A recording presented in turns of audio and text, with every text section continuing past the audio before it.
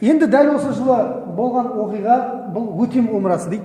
Немесе қаза болған умра деп те аударылады. Умратул қада деп айтады арабша. Яғни қаза болған умраның қазасын өтеу деген ғой, былай қазақша жалпақ тілмен айтайық. Ол қандай оқиға? Өткен жылы, хижреттің 6-шы жылы пайғамбар саллаллаху алейхи вассалам Меккеге барады умра қажылығын өтеуге. Бірақ меккеліктер не істейді? Келіспейді оған. Келесі жылы кел деп айтады. Сол жерде Худайбия деген келісімге пайғамбар саллаллаху алейхи вассалам қол қойып кетеді. Екі жақ келіседі. Ана Мұхаммед Алланың елшісі деген сөзді өшіріп тастады деген оқиға бар ғой, атақты. Сол оқиғада мінекей келесі жылы келесіңдер, 3 күн Меккеде рәсімдеріңді жасайсыңдар, 4-ші күн таңда шығып кетесіңдер дейді. Осылай келіседі. Демек мінекей келді, хижреттің 7-ші жылы Зүл-Қағда деген айда, 11-ші ай, 11-ші ай. Сол Зүл-Қағда айында пайғамбар саллаллаху алейхи уассалам өзінің 2000 сахабасымен шықты дейді. Сол 2000 сахабасы кімдер? Олардың ішінде өткен жылы Худайбия келісіміне келген пайғамбар саллаллаху алейхи уассаламға Ридуан сертінде, ағаштың түбінде серт берген 1400 сахабасы бар дейді. Оның үстіне тағы бірнеше жүз сахаба қосылып, 2000 сахабамен шықты пайғамбар саллаллаху алейхи Меккеге қарай. Қару жарақтарын асынып алды кәдімгідей. Өйткені не? Сенім жоқ әлі, опасыздық жасап кетуі мүмкін Құрайыштар. Бұған әйел бала шағалар қосылмаған дейді, тарихшылар айтады. Әйел бала шағаларды қоссақ дейді, егер 2000 үстінде шығып кетеді дейді адам. Ер адамдар кәдімгідей, олар 2000 болды дейді. Сөйтіп пайғамбар саллаллаху алейхи уассаламмен бірге Меккеге қарай Мәдинадан жүріп келді. Мединадан шыққан кездерінде Мәдинада Зүл-Хулайфа деген миқат бар. Миқат деген нәрсе бұл ихрам киетін жерді айтады. Ихрам бар ғой, 2 мата.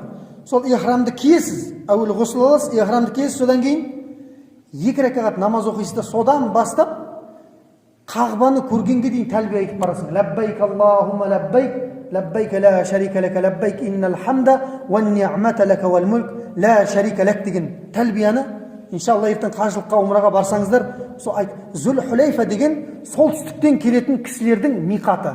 Жалпы шариғатта бекітілген 5 миқат бар. Ирактың миқаты бар, мына шығыстағы Ямама жерінен келетін миқат бар, Йеменнен келетін миқат бар, және Эфиопия тараптан келетін миқат бар. Меккеге келетін 5 жақ бар. Сол 5 миқаттың біреуі Мәдина қаласынан шыға берістегі Зүл-Хулайфа деген жерде. Сол жерден сахабалар ғұсыл алды, ихрамдарын киді, намаздарын оқыды да, содан бастап тәлбияны айтып шықты. Меккеге дейін тәлбияны айтып келді. Салса Меккенің Йемен бұрышынан кірді дейді. Сол Йемен бұрышына кіріп, қолындағы таяғын Йемен бұрышына тигізгенге дейін лаббайк Аллахумма лаббайкті айтып келді дейді.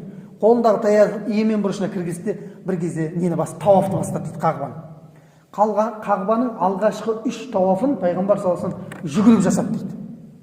Тіпті оң иығын ашып тастады дейді пайғамбар саллаллаху алейхи вассалам. Бізде ешқандай не жоқ екендігін, ауру жоқ екендігін олар көрсін деді. Және андай жай жүгіріс бар ғой, мынадай.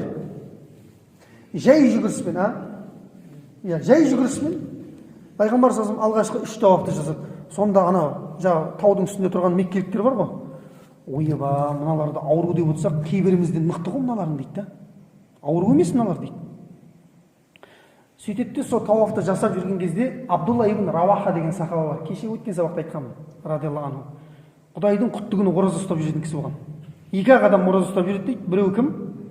Пайғамбар саллаллаху алейхи вассалам, екіншісі Абдулла ибн Раваха. Ертең келеміз, аузын қаяқта ашатынын көреміз ол кісінің иншалла. Мына дүниеде ашпайды ол аузын ше.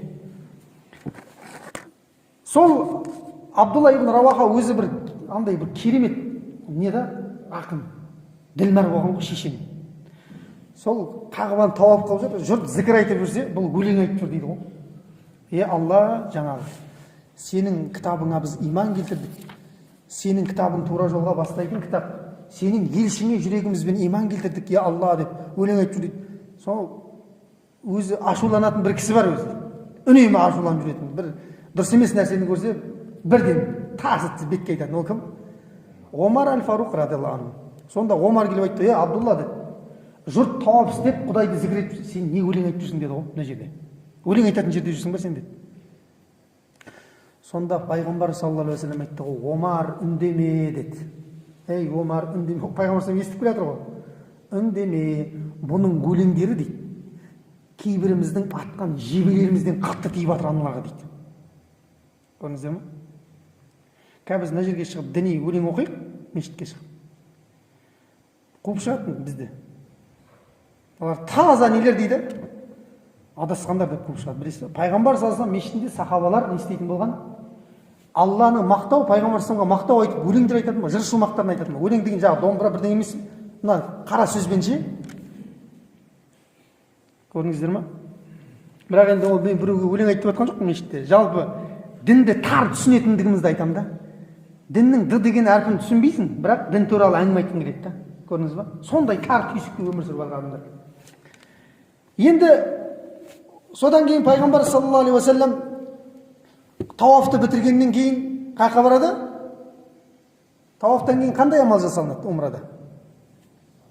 Саи жасалады. Сафа мен Маруаның арасында 7 рет жүгіріледі. 7 рет жүгіргеннен кейін пайғамбар саллаллаху алейхи уассалам өзімен бірге алып шыққан 60 түйесі бар дейді. Қараңыздар. 60 түйені Маруаның төбесіне келген кезде, Сафа емес, Маруа жаңағы бітеді ғой, саи бітеді ғой, екі ортадағы жүгіру 7 рет. Сол Маруаның төбесіне келген кезде 60 түйені құрбандыққа шалды дейді. Пайғамбар саллаллаху алейхи вассаламның сүйікті сахабасы, сүйікті деп неге айтып жатырмын? Барлық мұсылманның жүрегінде, сахабаның жүрегінде пайғамбарға деген махаббат бар, дұрыс па? Ал пайғамбардың жүрегінде ерекше махаббат бар екен, ол кімге? Зайд ибн Харисаға екен. Сондықтан ол пайғамбардың сүйіктісі деген атаққа ие болған екен. Сол сахаба радиаллаху анху туды алды да сахабаларға уағыз насихат айтты. Сөйтті де соғыс басталды ғой.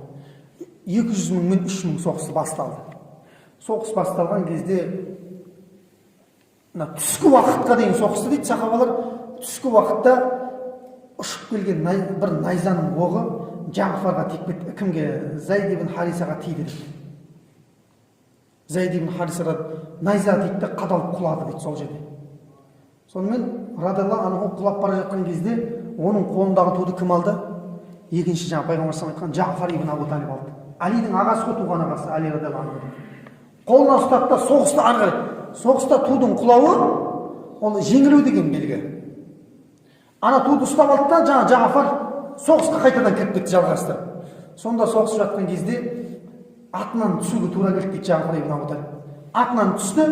Атынан түскен кезде біреу келді де, ірі бір римдік бір әскер келді де ту тұрған қолынан шапты дейді ғой, иықтан тұсынан.